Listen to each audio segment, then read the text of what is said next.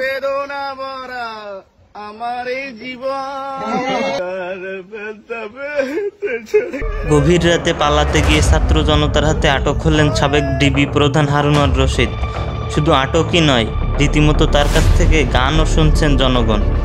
DB প্রধান হারুন, যাকে দেখলে অধিকাংশ মানুষ ভয় পেতেন, যিনি আওয়ামী লীগ আমলে তার ক্ষমতার জোরে যাকে তাকে তার কার্যালয়ে তুলে আনতেন আর নির্যাতন করতেন ইচ্ছামতো, এবং যাদের তুলে নিয়ে যেতেন তাদের পরিবারকেও করতেন হয়রানি। বিভিন্নভাবে বিরোধী দলীয় নেতাসহ সাধারণ জনগণকে করতেন হেনস্থ। তার একটি ভিডিওতে দেখা যায় তার কাছ থেকে ছাত্ররা জোর করে গান শুনছেন। এরপর হাসিনার পদত্যাগের পর তার সব ক্ষমতা মাটির সাথে মিশে গেছে। এরপর হারুন পালাতে গিয়ে ধরা পড়েন এয়ারপোর্টে।